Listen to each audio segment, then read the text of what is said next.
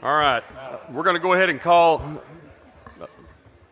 We're going to go ahead and call the June Planning Commission meeting to order, and I'd like to welcome everybody here. We got a full house tonight. We got a lot of stuff to get through, so we're going to get started.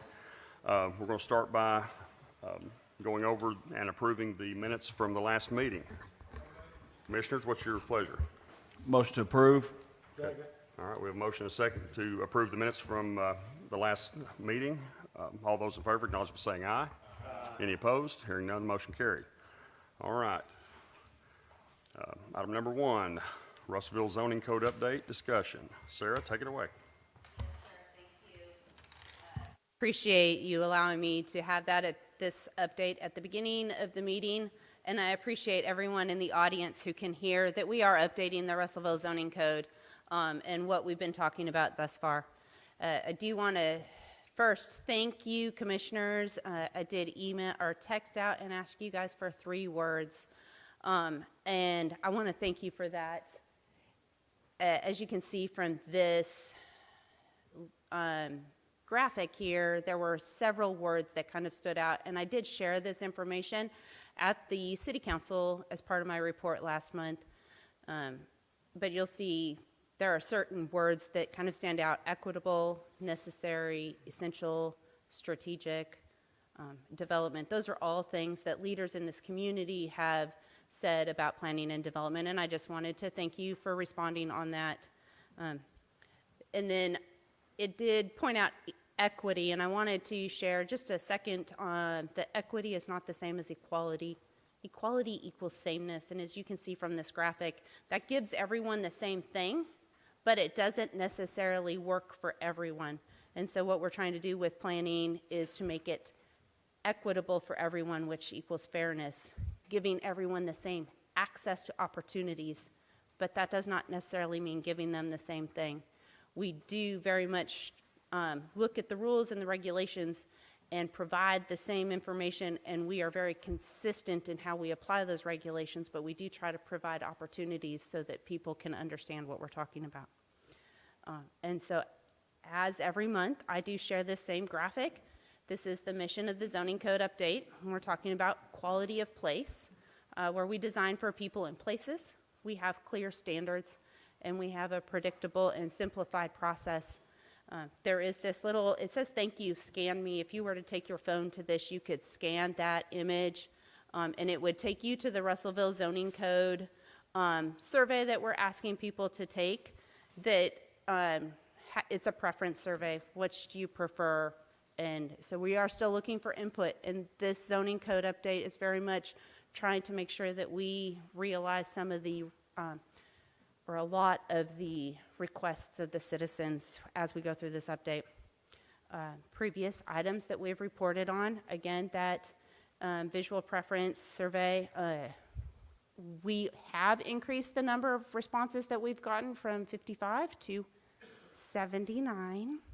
It's a good increase, but still, again, it's out of 30,000 residents, so we are looking for more input with that visual preference survey. We have talked about commercial building design standards, multifamily building design standards. We've also talked about fences, walls, and landscape requirements. We've talked about allowances for housing choices with the lot area requirements. We got some warm welcome and feedback regarding our walkable neighborhood, our mixed-use zone. Those are areas that we're adding as options within the zoning code, but no zone changes will be made as to reflect those. They're just opportunities, options for people to have if they look at changing their zone in the future. And then we are absolutely working on that streamlined review process. And so those are some of the things that we've been working on. In progress right now, we have started the discussion on short-term rentals and food truck regulations. We've just started the discussion, so I don't have a lot of information to share with you as of this evening.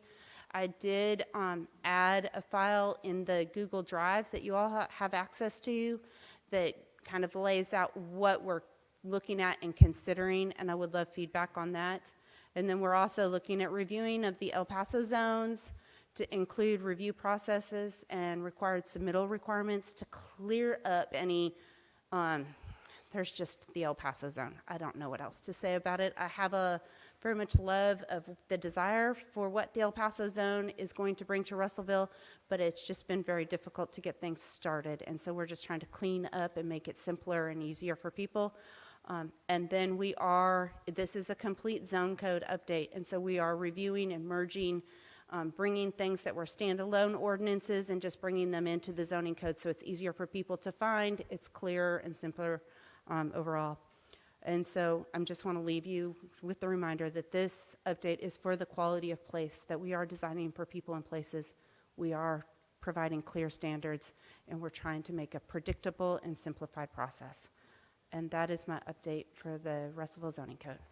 Are there any questions? I have, what have we done to try to increase the participation in that survey you were talking about?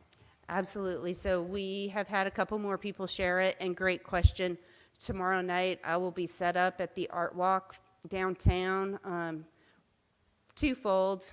The Code Enforcement Division within my department is starting a Yard of the Month contest, and we'll be giving out awards each month, one per ward in Russellville. It's going to be a yard sign, and we have a little gift basket that we've been able to get donations for.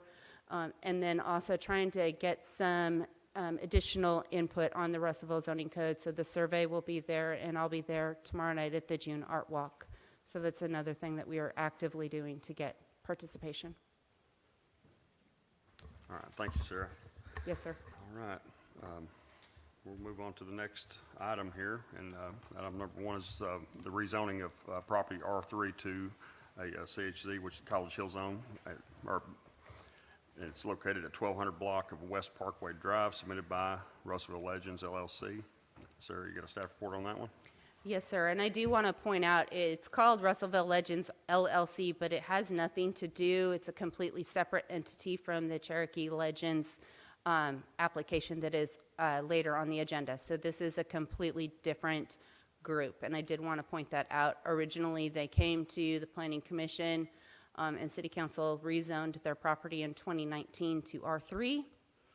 And at that time, they were proposing student housing. At this time, after numerous discussions and litigation with the Corps of Engineers, they have decided that this property is not going to work for them, and they are looking to put it up for sale. And this rezoning will help them put it up for sale, but it will also help bring it into alignment with the future land use plan and the comprehensive plan.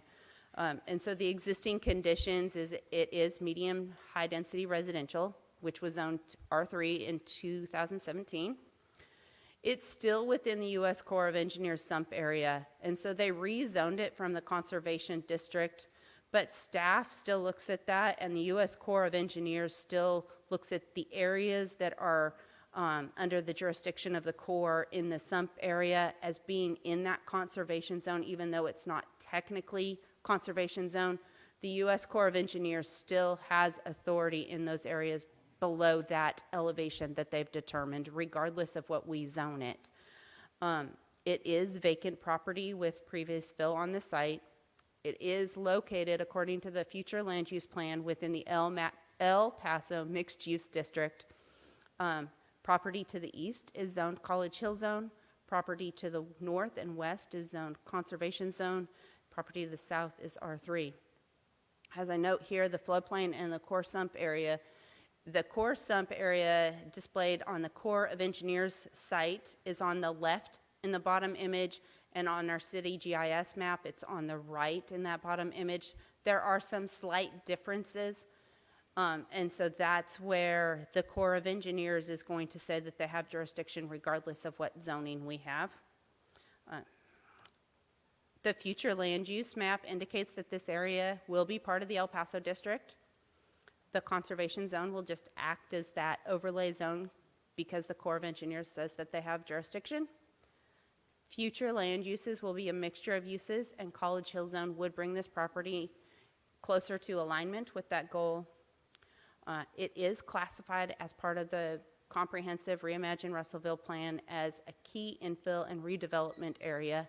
Again, rezoning brings it closer to that comp plan goal.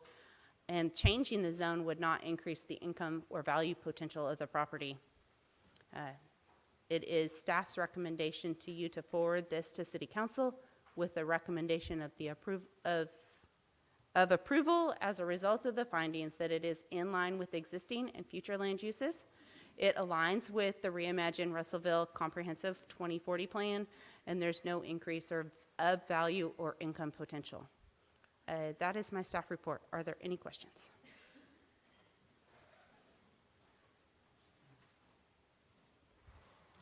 I want to remind everybody, this is a public meeting. The questions don't have to come from up here. They can come from out there, too. If anybody has any questions, just step up to the microphone, as Tony Moore is doing as we speak. So let's state your name for the record, sir. Tony Moore, and I do want to make sure one more time that this Legends is nothing to do with the casino, and that this is on Parkway, and so we were here first, and it's pretty simple, ladies and gentlemen. Thank you for your consideration. The litigation with the Corps was long and difficult for the partnership. They felt like they had a very good case, as did I, and most other people looked at it. They were not successful. The partnership no longer would like to build here, sadly. It was an absolute great project. It would have been great for our town. They've asked me to get on board to find another buyer, of which I have to be able to answer some questions.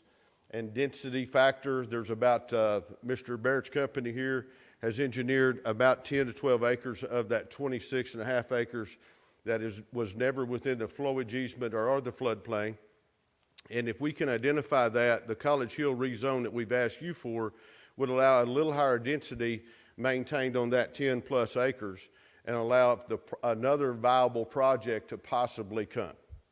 And so I appreciate Sarah John Dahl very much, who during our meeting with Sarah, she alerted us to this particular rezoning, and we elected to go ahead and try to get that in place so that a buyer can see how the project is viable now. Be glad to answer any questions for you if you have any. Thank you very much. Morgan, you got anything you want to add to that, or is it, you good? All right. Does anybody have any questions? Commissioners, what is your pleasure? Okay. Commissioner Choate makes the motion to approve. Do I have a second? Second. Okay, with a second from Commissioner Duffield. All those in favor, acknowledge by saying aye. Aye. Any opposed? Hearing none, the motion carried. All right. Next item, large-scale development located at 2401 East 16th, submitted by Kirby Specialties. Sarah, you have a staff report on that? Yes, sir, absolutely. So this is, like you said, a large-scale development. Kirby Specialties is trying to put a truck shed, and as you see in the outline, it's on the south side of the building, facing 16th Street. It might be a little difficult for you to see there. It's just that white outline box. This is currently zoned M1 Light Industrial. It is within the Airport Industrial District, directly north of the Cyclone neighborhood. It is uniquely located close to residential developments. However, those developments are shielded from this industrial facility by a gas station, a car wash, drop-off laundromat, and a mini storage, as you see in this picture that was taken just this morning. That is kind of shielding that residential subdivision to the south, and the truck shed would not really impact or have an impact on that residential subdivision. As we did review this, we looked at what the proposal is, which is to construct a truck shed along the front of the building. There are no minimum area requirements, but there are 25-foot setbacks along all sides of the property. And the truck shed is located outside of that setback. There's no building permit permitted to meets and bounds property, and so to obtain a building permit, they will need to go through and obtain that incidental subdivision, which is standard policy procedure by Land Subdivision Development Code prior to building permit. We do allow that to be applied for prior to building permit and then finalized prior to certificate of occupancy for the structure. Article 3.20 is the commercial building design, which requires certain materials on visible sides of the structure. There are no sides of the structure, there are some poles, and so staff does feel that there's no discernible benefit from requiring walls to be installed on this, and there are no changes to the existing structure proposed, so staff doesn't feel that we want to require them to do additional stuff to come into compliance with that. And since there's no impact on adjacent properties, we're not going to require that they add walls to meet that requirement. So it is staff's recommendation that y'all approve the large-scale development to allow construction of the truck shed as a result of the findings that the applicant does demonstrate compliance with Article 2.13 of the Russellville Zoning Code and Section 7 of the Land Subdivision and Development Code. Are there any questions? All right, thank you, Sarah. Is there anybody from Kirby here that wanted to add anything to that? Does anybody have any questions for Sarah in regards to this request? Okay. Motion to approve. Okay, we have a motion to approve from. Black, second. All right, we have a second. All those in favor of this motion, acknowledge by saying aye. Aye. Any opposed? Hearing none, the motion carried. All right. Next item, large-scale development located at 4254 South Arkansas Avenue, submitted by Crow Group on behalf of Phoenix Innovations. Sarah, you have a staff report for that? Yes, sir. So this is a large-scale development for Phoenix Innovations. We did meet with them prior to submitting this because they were looking at one addition, but they knew that they wanted to do multiple additions, and so they have shown all four of the additions that they are proposing. They will be phased. They're only doing one portion of that at this time, and then probably within a few more months after that, they'll be doing the second and so forth. But we did want to bundle it all together since they already have a plan of what they are doing. So that is part of this application. It is zoned M1, light industrial. To help you know which building it is the old Dalton King building down there on South Arkansas, just before you go over the bridge to Dardanelle. They do access the property off of Thompson Lane, which is a private lane, and they do not have frontage on a public right-of-way. Again, it is located at the base of the Dardanelle-Russellville Bridge. And they do have an approved letter of map amendment. However, portions of the property are still within the floodplain. There are 4 additions as part of this large-scale development. They have 25-foot setbacks required along all property lines. The Board of Adjustment did grant their variance at the last meeting, allowing them to skirt into the northern setback by 10 feet, which allows them to do the northern northeastern front addition in line with the building. Article 3.20 would require the visible side to meet the facade materials. That's that commercial building design process or zoning code requirement, but they do not front and they do not have visible, they're not visible from the right-of-way, and so this is not a requirement of their additions. There was insufficient information to confirm that the parking meets all of the requirements, but staff does feel with the size of their site that they can submit that information with the building permit. I do believe that the parking that they show on their site plan is sufficient for what they're proposing. We just didn't have that documentation in our file, and so we'll just get that with the building permit. They are required to do elevation certificates for all of the additions to confirm that they are in compliance with that letter of map amendment. That letter of map amendment did state that the building is outside of that floodplain, and so that's why they are required to get those elevation certificates. And then they are working with Dardanelle Russellville Railroad. The rear addition is actually located over the railroad tracks, and in speaking with the railroad, they were looking at alternatives, either most likely removing that portion of the track for Dardanelle Railroad to use somewhere else or potentially realigning it. But Phoenix Industries is working with Dardanelle Russellville Railroad. And so it is staff's recommendation to approve the large-scale development, allowing the construction of the 4 additions in their phased manner with the following conditions. Submit that incidental subdivision application. Submit documentation regarding compliance with Article 4.1.110, which is the parking.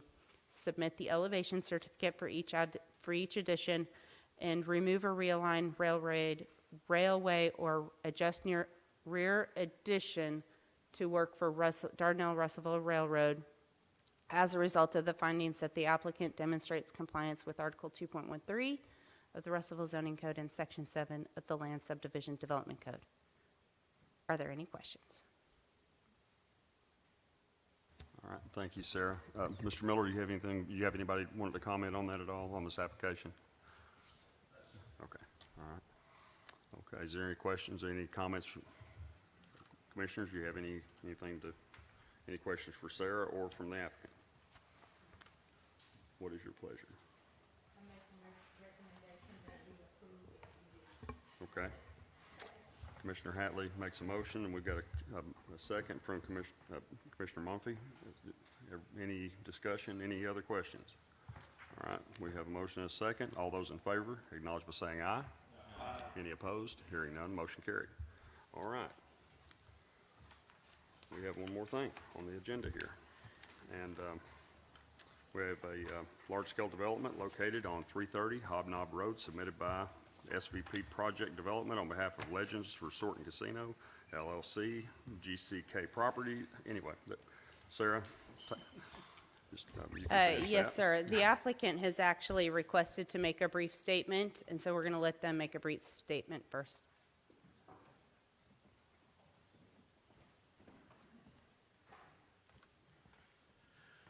Good afternoon, Mr. Chairman, members. My name is Dustin McDaniel. I'm a lawyer in Little Rock, and I represent Legends Resort and Casino, LLC.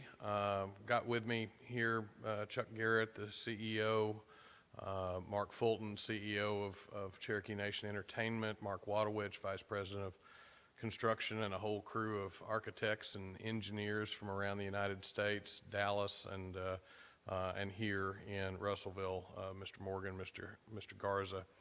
Mr. Chairman, we recognize that this commission has already approved one large-scale development proposal for a casino, and it takes a great deal of effort and work. And I want to thank Sarah and her staff and team for the work that they've put in to getting us as far along as we are on the current proposal. But since the technical review meeting, we have become convinced that there are enough outstanding technical issues in this proposal to warrant some additional work. And so I told Sarah earlier this afternoon, and she thought this would be the best way for me to just inform you as a body, that we would ask for you to defer our agenda item to your July 7th meeting so that we can work out the remaining issues. We are committed to working with the city and the staff to ensure that we present you with a proposal next month that the commission can approve. And if I may, what I have learned in a few years of dealing with casino issues is that anytime there's a casino involved, there are a few rumors and conspiracy theories that sort of take life of their own. And to the extent that this is an opportunity to speak to you and the general public, to the extent that there have been any rumors or concerns about either my client's commitment to annexation into the city or our commitment to our economic development agreement to the county, I think it's very important to say to you and all those who can hear me that we are absolutely committed to annexing into the city. Look forward to doing so. Want to make sure that you have the opportunity to get the revenue off of the construction itself and, of course, the operation. But we just can't do that until all of the outstanding litigation is resolved, as anyone could understand. And the same thing with our EDA, absolutely committed to meeting each and every requirement made to the county in that process. So with that said, I just feel that we owe it to the people of Pope County to get this absolutely correct. And if you'll give us the additional time, we'll work hard to cross all the I's, or dot all the I's and cross all the T's. All right, we appreciate it. And this has crossed some eyes, I will. I've crossed it. So, That's a good point. well, no, we thank you for your, your request. Sarah has briefed the commission on their request. And, Commissioners, I guess I need a motion to table this item. I would make a motion to table agenda item 4. All right, we have a motion and a second to table this item to next month's meeting. All those in favor acknowledge by saying aye. Any opposed? Hearing none, the motion carried. Sarah, you have anything else? All right. Anybody has any questions, any comments? All right, we're adjourned.